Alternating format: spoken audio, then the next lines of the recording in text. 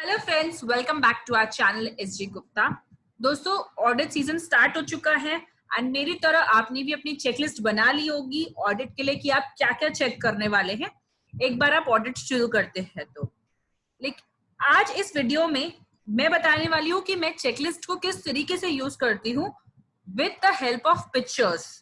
जिस तरह से मेरी चेकलिस्ट काफी कंसाइज भी रहती है एंड काफी क्लियर भी रहती है बेसिस द पिक्चर कि मुझे क्या इंफॉर्मेशन लेना है और क्या इंफॉर्मेशन बाकी है क्लाइंट से और क्या मेरा वेरीफाई हो चुका है इंफॉर्मेशन के अंदर।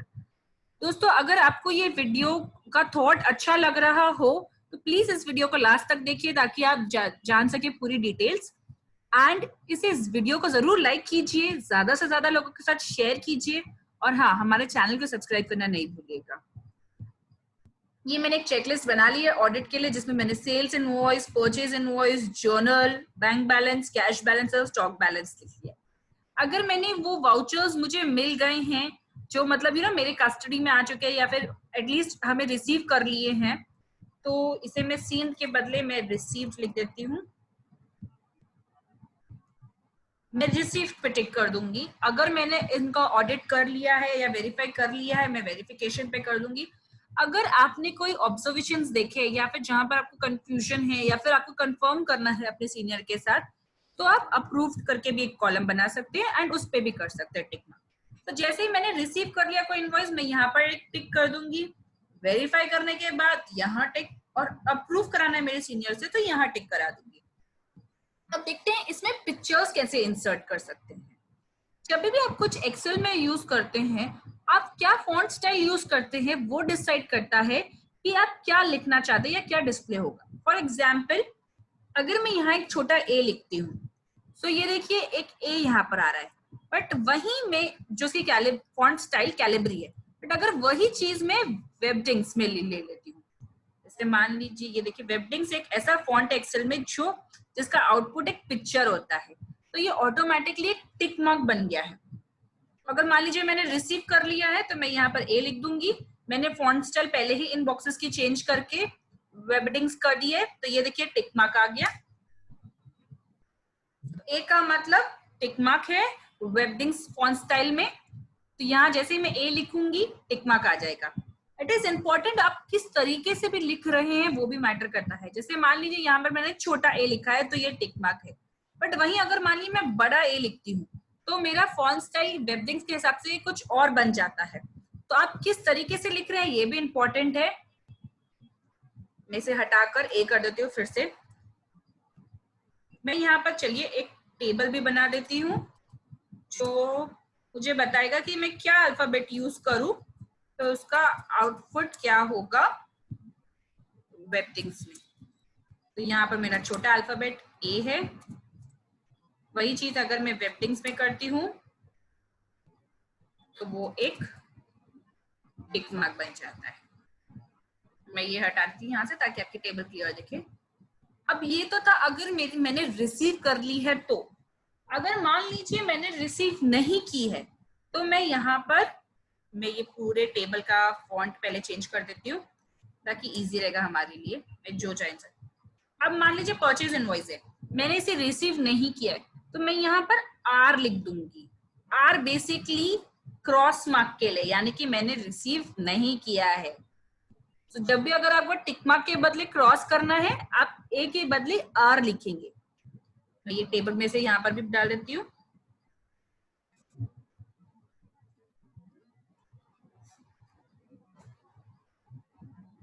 अगर आपने रिसीव कर लिया है तो आप ए लिखेंगे जो एक टिक मार्क में बदल जाएगा, और अगर आपने रिसीव नहीं किया है तो आप आर लिख देंगे जो कि एक क्रॉस मार्क हो जाता है। अब अगर मान लीजिए आपने कुछ इंफॉर्मेशन रिसीव कर ली है बट आपको उसमें और इंफॉर्मेशन चाहिए तो आप आई लिखेंगे। आई बेसिकली एक इंफॉर्मेशन का साइन होता है। एक इंफॉर्मेशन का साइन आ जाएगा जो ये बताएगा कि आपने रिसीव तो कर लिया है लेकिन पार्शियल इंफॉर्मेशन रिसीव किया है, या फिर जितना भी इंफॉर्मेशन रिसीव किया है उसमें और इंफॉर्मेशन आपको चाहिए तो आप आई लिखेंगे। मैं यहाँ पर भी आई लिख देती हूँ टेबल ऑफ कंटेंट्स के लिए आपके लिए।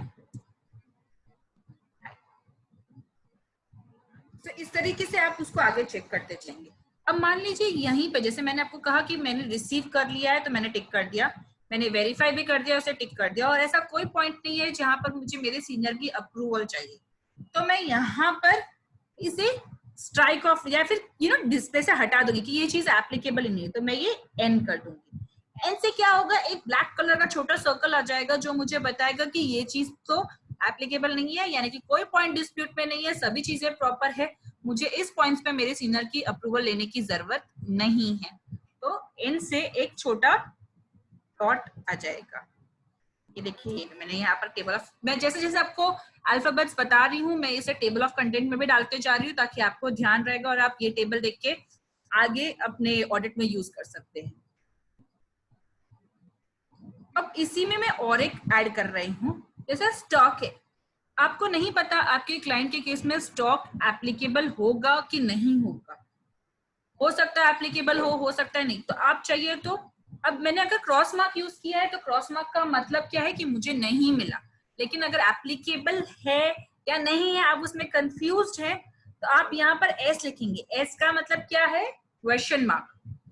क्वेश्चन मार्क मतलब यू डोंट नो कि इट इज एप्लीकेबल और नॉट, या फिर वेरीफाई हुआ है या रिसीव हुआ है नहीं पता आपको तो आप क्वेश्चन मार्क लिख देंगे। इससे क्या होगा, आप जब भी फिल्टर करके क्वेश्चन मार्क्स पर डालेंगे तो आपको पता चल जाएगा कि आपको सबसे पहले ये चेक करना है कि इसका आउटपुट क्या है, क्या ये रिसीव हुआ है, क्या नहीं रिसीव हुआ है, या इंफॉर्मेशन चाहिए, या एप्लीकेबल है नहीं एप्लीकेबल है, आप वो सब पूछ सकते हैं। मान लीजिए कि कोई चीज एप्लीकेबल नहीं है, जैसे आपका क्लाइंट कैश में डील करता ही नहीं है बिल्कुल भी एंड आपको नॉट एप्लीकेबल लिखना है, तो आप या तो ये ब्लैक डॉट यूज कर सकते हैं या फिर उसके अलावा आप एक्स लिख सकते हैं, ये भी एक साइन है फॉर नॉट एप्लीकेबल। तो इस तरीके से आप, मैं ये इस टेबल को भी कंप्लीट कर देती हूँ ताकि आपको याद रहेगा कि ये किस चीज का क्या है मतलब। इस तरीके से आप देखेंगे तो मैंने किस तरीके से पिक्चर्स का यूज करते हुए या फिर साइन लैंग्वेजेस का यूज करते हुए अपने टेबल भरिए। ये टेबल काफी छोटी दिख रही है, कंसाइज दिख रही है एंड काफी क्लियरली बताती है किसी को भी कि ये क्या हम बताना चाहते हैं। जैसे जो भी टिक मार्क है मतलब आपको पता है कि ये टास्क कंप्लीट हो चुका है, यानी सेल्स इनवॉइस वेरीफाई हो चुके हैं। जहां पर भी नहीं है क्रॉस मार्क मारा है वो क्लियर करता है कि परचेज इनवॉइस अब तक आपने रिसीव नहीं किए। आई का मतलब आपको कोई इंफॉर्मेशन लेना बाकी है। क्वेश्चन मार्क का मतलब आप क्लियर नहीं है कि ये एप्लीकेबल है या नहीं है, रिसीव हुआ है या नहीं हुआ है। ये सबसे पहले हाईलाइट करेगा क्वेश्चन मार्क कि भाई आपको ये चीज पे पहले ध्यान देना है ताकि ये क्लैरिटी मिल सके। अगर नॉट एप्लीकेबल है तो आप ये साइन यूज कर सकते हैं या फिर ये साइन यूज कर सकते हैं, दोनों में से जो आपको बेटर लगता है आपके अंडरस्टैंडिंग के लिए आप वो साइन यूज कर सकते हैं।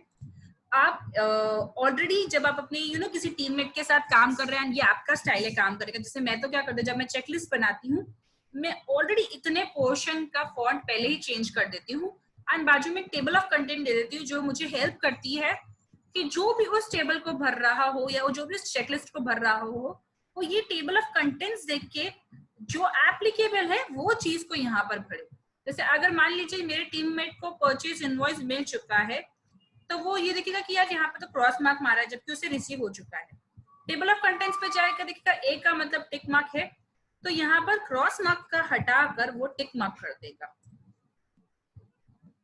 सो इस तरीके से क्या होगा, जो भी इस शीट को देखेगा उसे पता चल जाएगा कि परचेज इनवॉइस रिसीव हो चुके हैं। आई होप दोस्तों आपको ये वीडियो अच्छा लगा हो।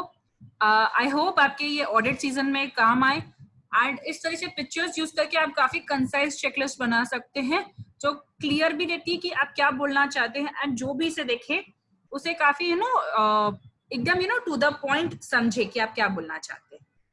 Thank you.